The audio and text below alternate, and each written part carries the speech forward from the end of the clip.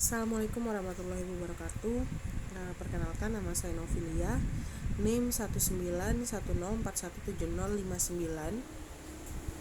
Hari ini saya akan memaparkan untuk jawaban UTS mata kuliah ALB dengan dosen Pak Adi Mursalin, SEMM, CPHCM, CHRMP.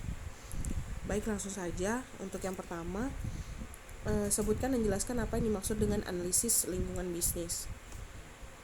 Jawabannya, definisi lingkungan bisnis adalah kumpulan input tersebut ke organisasi yang di bawah kendali organisasi atau kelompok kepentingan lain yang dipengaruhi oleh interaksi beberapa kelompok. Sedangkan lingkungan bisnis adalah kumpulan dari semua kondisi, peristiwa, dan pengaruh yang mengelilingi dan mempengaruhinya. Soal nomor 2, jelaskan mengapa perlu melakukan analisis lingkungan bisnis. Jawabannya, yang pertama, agar pembuat strategi dapat mengantisipasi setiap kesempatan dan membantu pengembangan sistem pemecahan sedini mungkin terhadap faktor-faktor lingkungan yang dianggap mengancam tujuan perusahaan atau early warning system. Yang kedua, untuk dapat mengefektifkan proses manajemen strategi karena dengan melakukan analisis lingkungan yang akan diperoleh lebih efektif. Yang ketiga, untuk membantu manajemen dalam meramalkan dampak lingkungan bisnis terhadap perkembangan perusahaan. Terkumpulnya berbagai informasi dari lingkungan memudahkan untuk membuat perencanaan jangka panjang. Untuk soal nomor 3, jelaskan apa yang dimaksud dengan PESTLI. Yang dimaksud dengan PESTLI adalah metode manajemen risiko. Metode manajemen risiko yang digunakan untuk mengevaluasi lingkungan eksternal bisnis. Analisis ini dilakukan dengan memecah peluang risiko menjadi faktor-faktor berikut dan terbagi dari 6 faktor sendiri. Yang pertama ada politik faktor, yang kedua economic faktor, yang ketiga social faktor, yang keempat technological faktor, yang kelima legal faktor, dan yang keenam environmental faktor. Soal nomor 4, apa yang dimaksud dengan non-market strategi? Jawabannya adalah non-market strategi adalah bersifat bersaing dalam lingkungan pasar. Perusahaan bersaing melalui pasar atau strategi persaingan mereka. Soal nomor 5, pandemi COVID-19 termasuk dalam lingkungan eksternal. Jelaskan alasannya, bagaimana pengaruh pandemi COVID-19 terhadap bisnis di Kalimantan Barat secara umum khususnya. Jawabannya sendiri, COVID-19 termasuk ke dalam lingkungan eksternal karena bersifat menyeluruh yang berhubungan dengan lingkungan liar dan penyebaran hampir ke seluruh dunia yang akan menghambat pertumbuhan ekonomi khususnya Indonesia sendiri. Pengaruh pandemi COVID-19 terhadap bisnis di Indonesia khususnya Kalbar yaitu adalah dampak COVID terhadap perekonomian di pertumbuhan ekonomi terhambat, aspek ekspor impor sulit diakses, aspek investasi, aliran investasi tertahan, aspek pariwisata atau kunjungan pariwisata, sektor pertanian terbatasi aktivitasnya, proyek infrastruktur tertunda, turunnya produksi sektor industri, turunnya daya beli, UMKM menjadi lebih sedikit, kenaikan harga barang mengakibatkan inflasi yang tinggi.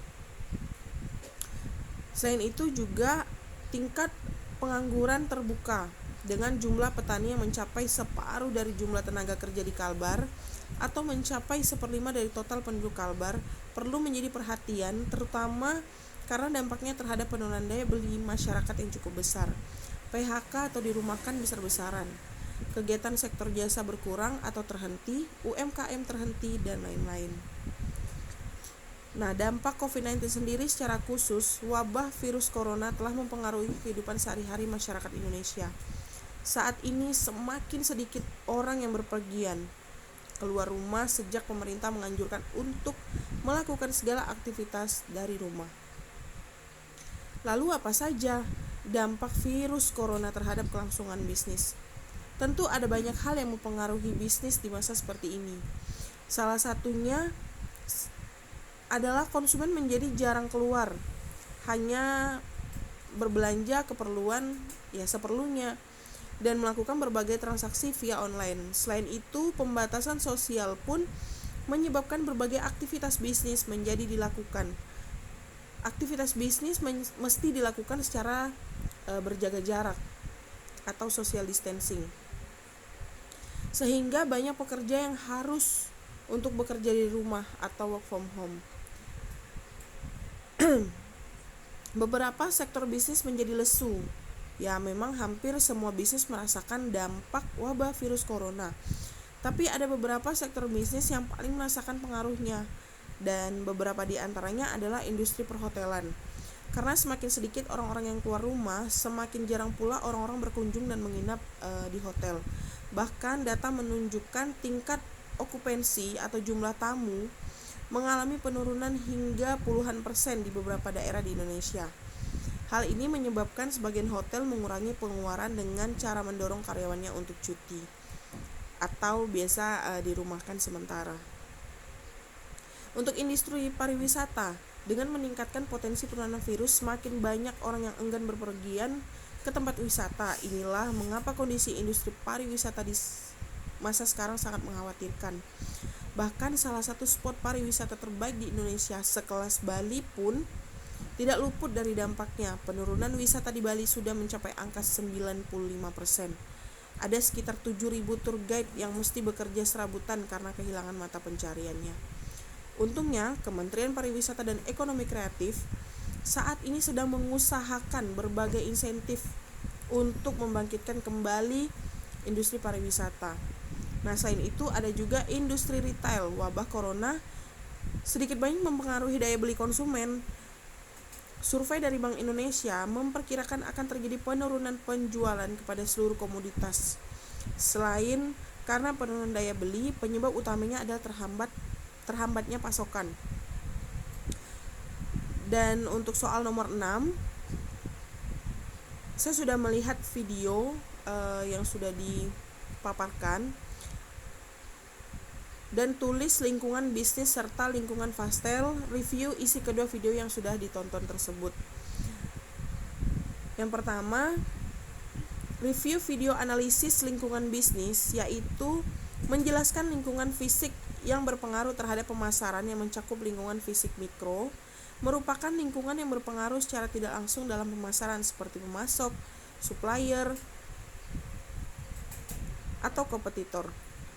Sedangkan lingkungan makro adalah yang mencakup lebih luas, terdiri dari faktor-faktor demografis, ekonomi, teknologi, alam, dan politik, sosial, dan budaya.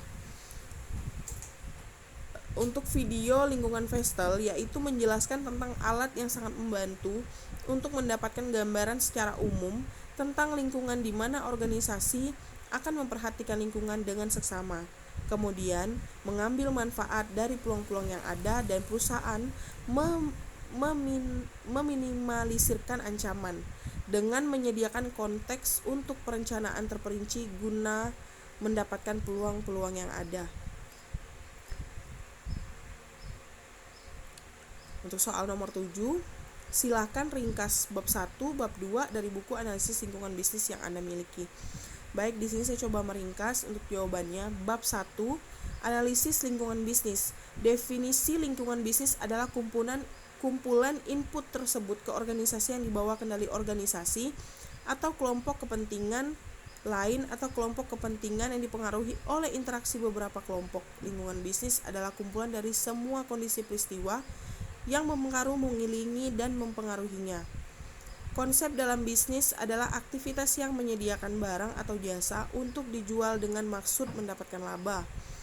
Klarifikasi kekuatan lingkungan bisnis menjadi dua kategori, yaitu lingkungan internal dan lingkungan eksternal. Faktor utama yang mempengaruhi bisnis demografi, ekonomi, sosial, politik, teknologi, global, dan alam. Fitur utama lingkungan bisnis yaitu lingkungan dinamis yang merupakan perubahan lingkungan berkaitan dengan sejauh mana lingkungan organisasi dinamis dan selalu berubah. Lingkungan multidinamis merupakan karakter multisegi. Secara umum, persepsi pengamat menentukan bentuk dan karakter lingkungan. Lingkungan itu kompleks. Hal ini mengacu pada jumlah elemen-elemen dan dampaknya. Lingkungan mempengaruhi organisasi, yaitu kekuatan untuk membentuk lingkungan berada di luar batas organisasi dan oleh karena itu di luar kendali manajemen. Untuk bab yang kedua, lingkungan pasar bukan pasar. Lingkungan pasar dan bukan pasar bersifat bersaing dalam lingkungan pasar. Perusahaan bersaing melalui pasar atau strategi persaingan mereka. Dalam lingkungan pasar, langkah dalam menetapkan suatu strategi membuat aturan permainan dengan cara terhormat dan adil, memberi setiap orang kesempatan sesuai dengan aturan yang ditetapkan. Analisis lingkungan bukan pasar yaitu isu adalah unit dasar analisis dan fokus dari tindakan non-pasar. Interest atau kepentingan mencakup individu dan kelompok dengan preferensi tentang atau kepentingan masalah. Institusi didefinisikan oleh Douglas interaksi manusia yang termaksud entitas seperti badan legislatif dan badan pengatur. Informasi berkaitan dengan rasio yang terkait produk individu dengan teknologi itu sendiri. Nah, tugas manajemen sendiri adalah merumuskan dan menerapkan strategi yang secara efektif agar dapat mengatasi masalah, bukan pasar, dan mengakui bahwa kepentingan lain juga memilih dan menerapkan strategi yang mereka buat. Sampai di sini itu jawaban untuk UTS ALB dari saya. Terima kasih. Assalamualaikum warahmatullahi wabarakatuh.